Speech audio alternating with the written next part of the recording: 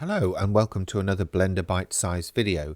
In this one I'm going to show you how to create this mother of pearl procedural material in Blender 4.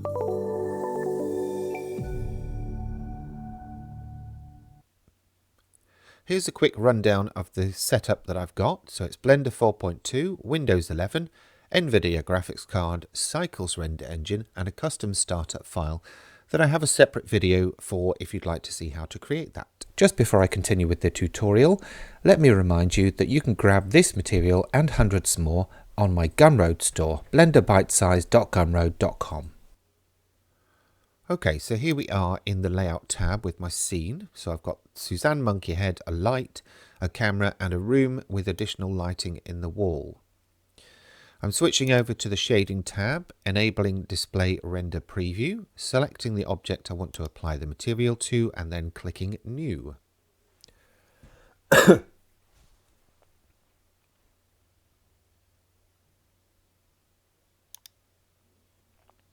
We'll start by changing the metallic value to 1 and the roughness to 0.25 and the index of refraction to 1.45. Next, expand the coat and set the value to 0.5 and the roughness to 0.25 and the index of refraction at 1.45. Then, in the sheen section, set the weight to 0.8 and the roughness to 0.25. That's almost like a satin metallic, which is rather cool. Anyway, pressing Shift A and searching, I'm going to add a mix color node and connect that up to the base color of the principled shader and also the tint of the coat and also the tint of the sheen. I'm going to change the blending mode to color and set the B value as A7D, AD3, and that's in the hex values, so that gives me a nice sort of very light turquoise blue. Then I'm going to drag a connector out from the A slot and search for a hue saturation value node. I'll set the saturation to 2 and the value to 0.85. Dragging out a node from the factor and searching for a layer weight node using the facing output. Dragging out a connector from the color value and searching for and applying a color ramp.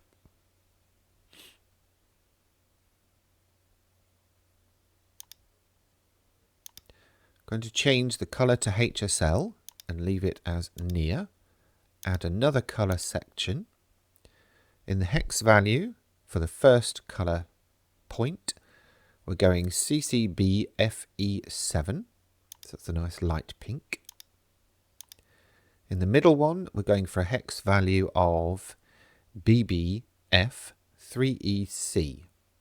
Gives me a nice, very light turquoise blue. And then in the last one, we're going for a hex value of EDC 0E9.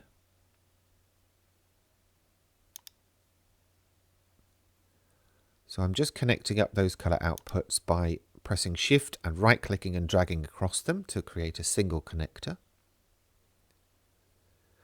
And then from the color ramp, from the factor, I'm dragging out to get myself a mapping node.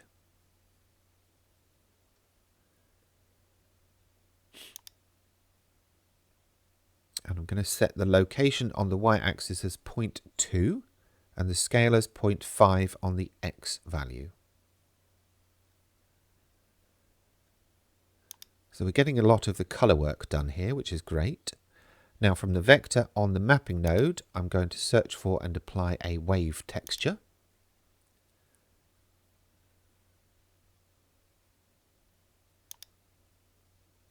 From the vector of the wave texture, I'm going to connect up a texture coordinate node using the object output.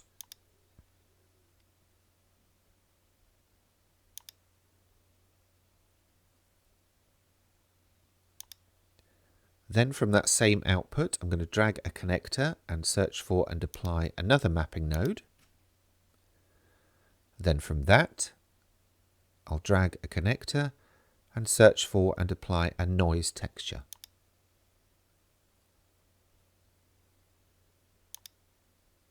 From that noise texture, I'll drag a connector from the factor output and connect that up to the height input of a bump node. Then I'm going to duplicate that by pressing Shift D. And I'll duplicate the noise texture as well. I'll connect the wave texture into that second noise texture in the vector slot. And connect the factor output from that to the height input of the second bump node. And that's going to go into the normal of the principled shader and also the normal of the coat in that section of the principled shader. Sorry, no it isn't. Disconnect that. I'm going to connect the first bump node into the normal of the second bump node.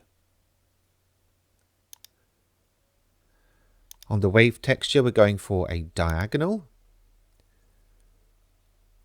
a scale of 0.2, distortion of 2, detail of 5, detail scale of 5, detail roughness of 0.1, and a phase offset of 0.75.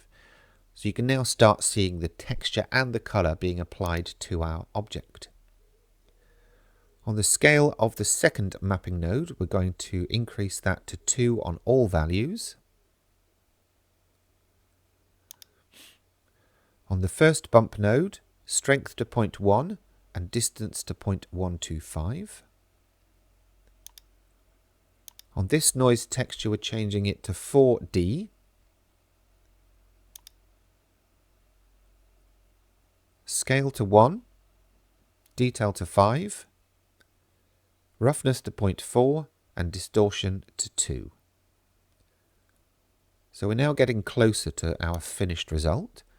On the second bump node, strength to 0.3, and distance we'll leave at 1. I think we're almost there.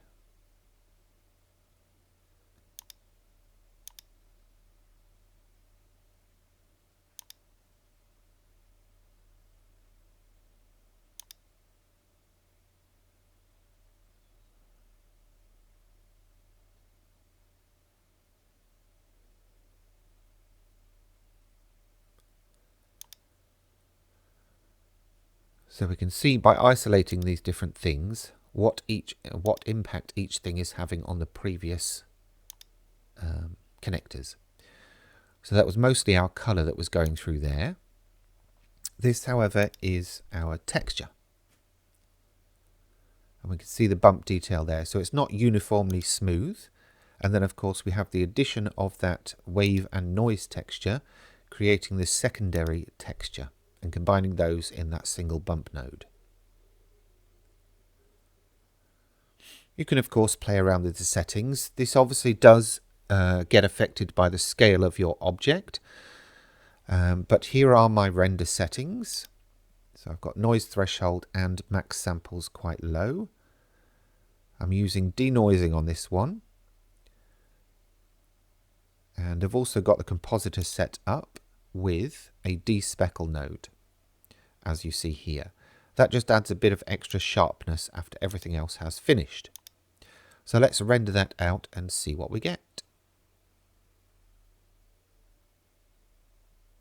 Now I did speed that up, but it came in at around 15 seconds for a single frame. Obviously you can play around with settings to get something that's a bit faster, but I think you'll agree the finished result is pretty impressive.